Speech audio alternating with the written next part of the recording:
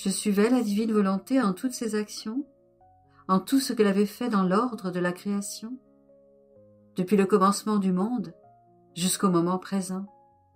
Mais, en faisant cela, je me disais, ce qui est passé n'est plus en mon pouvoir, et il me semble par conséquent que c'est une perte de temps de retracer ce qui est passé.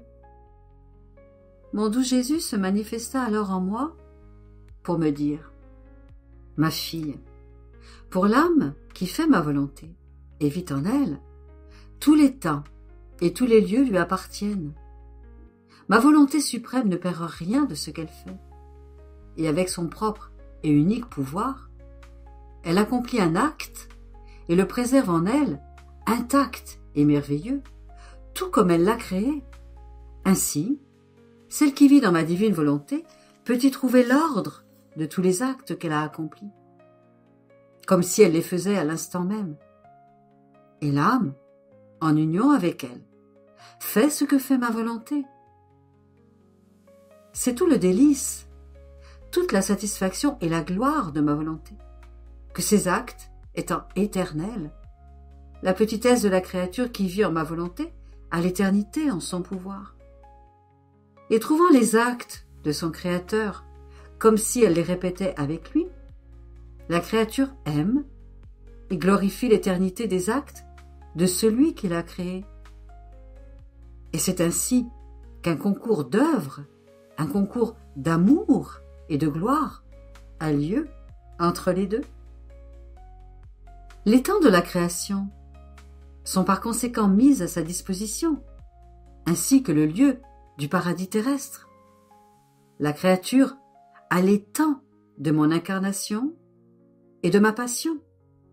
Et Bethléem, Nazareth et le Calvaire ne sont pas loin d'elle. Le passé, la distance, n'existe pas pour elle, et tout devient proche et présent.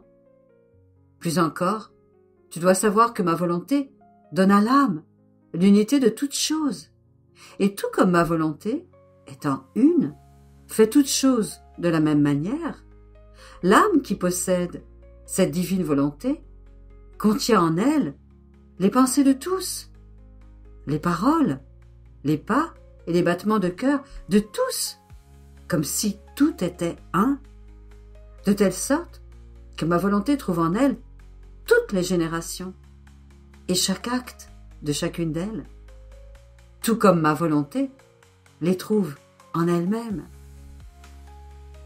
Oh, comme il est facile de reconnaître les pas de cette créature choisie. Elle porte la trace des pas de toutes les créatures dans les siens. Sa voix contient les notes de toutes les voix humaines. Et oh, quelle merveilleuse harmonie elle forme dans notre volonté. Son cœur qui bat projette autant de petites flammes que de créatures venues à l'existence. Oh, comme elle nous ravit! Nous nous amusons avec elle. Elle est notre cher joyau, le reflet de notre œuvre, l'image de notre vie. C'est pourquoi je veux que ma volonté règne dans la créature, afin de la remplir de tous ses actes. En fait, lorsque ma volonté ne règne pas, le vide de ses actes se forme dans la créature. Et, ô combien terrible peut être le vide de la divine volonté dans la créature. Elle est alors comme une terre aride, couverte de roches, sans soleil et sans eau, terrible à voir. Comme ils sont nombreux ces vides dans la créature. Et lorsque j'en vois une qui vit dans ma volonté, je fais une fête, car je peux la combler de tous les actes de ma volonté. Je pensais à ce que je venais d'écrire, et mon Jésus ajouta, « Ma fille, notre amour est parfait dans toutes nos œuvres, et comme il est parfait, nous ne perdons rien de ce que nous faisons. Nos œuvres servent par conséquent de triomphe, de gloire et de couronne éternelle à notre être divin. Et tout ce qui est fait dans la perfection de notre amour parfait n'est pas sujet à disparaître ou à perdre sa complétude ou sa beauté. Bien différente est l'œuvre de la créature qui ne possède pas l'amour parfait de nos œuvres.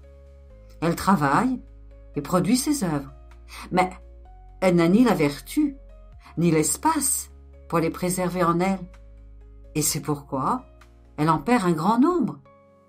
Et comme il leur manque l'amour et la vie de celles qui les ont formées, les œuvres humaines n'ont pas la vertu de demeurer belles, intactes et à jamais nouvelles, telles qu'elles ont été faites. Par conséquent, avec l'âme qui vit dans notre divine volonté, nous prenons plaisir à lui montrer tous nos actes, qui semblent être tous présents et en train d'être faits. Et nous disons à l'âme, répète notre acte, de sorte que ce que nous faisons, tu puisses le faire toi aussi, afin de mettre l'acte du Créateur en commun avec la créature. Il en est comme de celui qui possède un grand nombre de belles choses, mais les garde sous clé, dans des chambres séparées. Personne ne sait qu'il possède tant de choses, d'une beauté si diverse. Mais voilà qu'un deuxième personnage gagne les faveurs du premier, lui donne des preuves de sa fidélité, et se montre incapable de modifier d'un iota sa volonté. Il conquiert le cœur du premier, qui sent fondre son cœur, car son amour envers cet autre le pousse avec une force irrésistible à lui montrer les biens qu'il possède, la variété et la rareté de tant de choses précieuses. Il lui ouvre, par conséquent, les chambres secrètes et lui dit « Mon amour est divisé. Si je ne te fais participer à mes secrets, si je ne te laisse voir ce que je possède, afin que nous puissions ensemble les posséder et en jouir. » Ces choses semblent toutes nouvelles au second personnage, car il n'avait jamais vu de choses semblables. Mais, pour le premier, elles étaient anciennes. C'est ce qui arrive avec celui qui vit dans notre volonté. Les portes sont ouvertes, nos secrets sont révélés, la créature prend connaissance de toutes nos plus belles œuvres. Avoir des secrets pour elle, lui cacher nos actes, serait un poids sur notre cœur. Ce serait continuer à la traiter comme une étrangère. Oh, comme cela nous ferait de la peine. De fait, l'amour véritable et parfait ne tolère aucune séparation dans les œuvres et dans les biens. Au contraire, ce qui est à moi est à toi. Ce que je sais, tu le sais également. Plus encore, tu dois savoir que ma volonté forme l'écho de ses œuvres, de son amour et de sa parole dans l'âme où elle règne. De telle sorte qu'en entendant son écho, l'âme répète l'œuvre, l'amour et la parole du divin fiat.